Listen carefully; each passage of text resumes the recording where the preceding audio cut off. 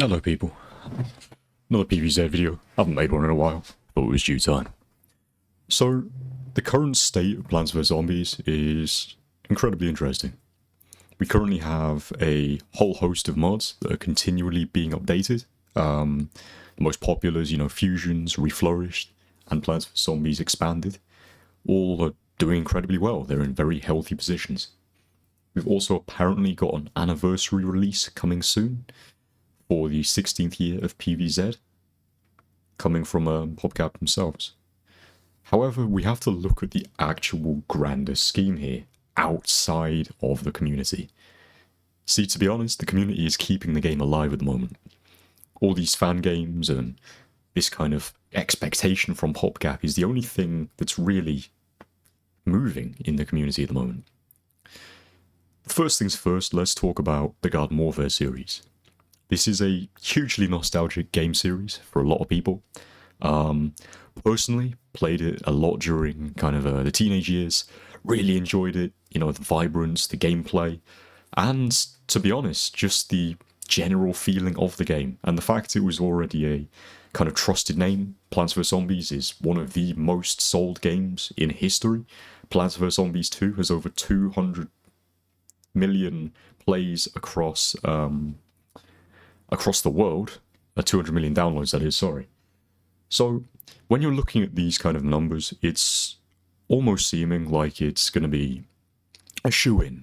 Whatever Plants vs Zombies do in the future has to work. But when we're really looking at it right now, in 2025, Plants vs Zombies 3 has gone onto the market, gone off the market, and gone back onto the market, and now it's been taken back off the market again. There have been 3 beta stages, all of which have been fairly negatively viewed. They've also not been hugely available. And with the actual game coming out last year, it was only up for about 7 months before again getting taken back down. And you might be thinking, oh, Josko, didn't know they made a new Plants vs Zombies game. Didn't even know Plants vs Zombies 3 came out. And that was because the advertising for it was shambolic. It's also because the game just wasn't very good. There were so many things wrong with it. Initially, in the first stage, it was the art style. It was kind of slightly three-dimensional, and people didn't like it. It was also the gameplay. For a lot of Plants vs Zombies 3's time as a game, there was not the ability to pick your own plants, strategize and choose, which was a massive part of the first games. Also, the variety just didn't seem like it was there. Yes, there were different types of levels, but it felt somehow repetitive. And that's a feeling you don't really get in the Plants vs Zombies games, despite the fact that, well, objectively, they are. It was boring, it didn't look good, and the gameplay was subpar. And that's the general consensus among the community. Is this harsh? Perhaps. But the fact it's so widely felt is indicative of the fact the game was bad. Now, the current state of PVZ3 is it's in a rehashing phase. Again, this is now the 4th time this is occurring, which isn't great, but you know what? Props to them. EA and PopCap, they're trying to rebrand it. They're trying to rebuild, and hopefully this time they're going to actually listen to the community. One interesting thing is, about a month ago, they put out a poll on Twitter, and it was asking which art style the community would prefer. Gave 3 options. I'm going to show them on screen now. And essentially, what this means is there will be, at least some, hopefully, crowd participation. See, in previous betas, it's kind of felt like they haven't listened to the community. And so the fact they're starting to do this, or potentially going to do this, is a step in the right direction. Personally, quite like the first one that's shown on screen here. It's a little bit more, authentic to PVZ. The third being quite childish, and the middle one essentially the one we've been having already, which, personally, just not a very big fan of. Regardless, personal sentiment out the way, let's move on to the shooter games.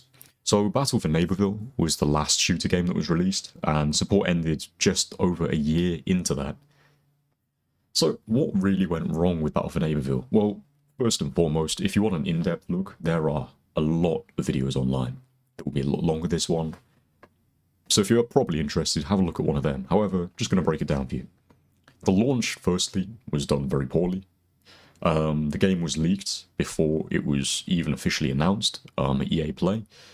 A lot of the breakdown going into the game, the announcement hype was done very, very trivially. It was one of the game devs posted just random stuff on his Twitter account, and it was so cryptic that no one actually broke the puzzle before the game actually came out, and it was a 10-day countdown before the actual announcement. But because, one, it wasn't on their main account of PVZ or PopCap, no one really got it. Furthermore, the actual game coming out was not hugely hyped up. It was a buggy mess. It still is. The gameplay was completely different to PVZ Garden Warfare, and hey, listen, that isn't a bad thing per se. Taking risks is crucially important. You know, Plants vs. Zombies Garden Warfare was a humongous risk. Plants vs. Zombies games had never been on the consoles as a shooter. And this kind of change of pace, change of direction from a 2D game on your phone to a game on a console or a computer that requires shooting and all this kind of stuff was unthinkable. So the change of actual game style is not necessarily the cardinal sin some people make it out to be. However, the game was buggy. The game wasn't actually that fun. Personally didn't enjoy it, would rather play Garden Warfare 2. And the biggest problem of all was the fact that the player base was just dwindling. See, the advertisement for the game was not done very well, and the only reason it still has an active player base, to be honest, is because it's on EA Access and EA Play. Besides that, there is no real reason to play it. You know, it was buggy, fairly poorly balanced, and support was cut so early that there was no real chance of redeeming it. There's been previous EA titles that have come out and people have thought, wow, this is horrendous. You know, your Battlefield 2042s, your Star Wars Battlefront 2. When they were first released, they were hounded. But over time, they redeemed themselves, they got better, and now they're in fairly healthy conditions. You know, despite the fact that they haven't necessarily got the most concurrent players, they're in healthy positions, and it feels like maybe they could have done that with Battle for Neighborville. There's a lot of unused assets, allegedly, about that game, and it's not even actually alleged. There were multiple characters they were going to bring out, they decided not to, and one of the last updates they brought out 2 new variants, the TV head and the yellow guy. The Dandelion? No. Regardless, didn't actually play it at that time, so sorry for forgetting that. I believe it was the Dandelion, or something like that. They brought out 2 new troops, and they weren't very well balanced. They seemed rushed. And then a month or so later, the game was fully cut, with the Nintendo Switch port being the final version ever released, and some say it's the most polished in terms of gameplay and in terms of mechanics. However, it still feels completely incomplete from a lot of people that have given reviews on it. You know, it looks grainy, it doesn't look particularly great, and despite the fact that there's a lot of elements of it that are better than the original game, it still feels like it's a bit of a long shot away from being that complete, slightly more polished game that Garden Warfare 2 is. So, the result of that was that Plants vs. Zombies decided to move a lot of the staff from Plants vs. Zombies away from shooters. In fact, they actually shut down the main office in Canada that was running Plants vs. Zombies. So it is incredibly unlikely we are ever going to see a Plants vs. Zombies shooter again, unless they decide to reopen the Canadian office, or if PopCap in Seattle decides to pick it up somehow. Regardless, we're in a state now where Plants vs. Zombies is kind of struggling. You see, we haven't got any major projects coming out besides Plants vs. Zombies 3. It's incredibly unlikely we're going to see another shooter come out, you know, unless they reopen, which they have no incentive to do. PopCap seem completely bored by it by this point. And here's the thing. The people running the Twitter account, the Instagram account, the socials in general, they are working for Seattle. Even if they wanted to, they would not be able to make a new game, or they probably wouldn't be able to. And here's why.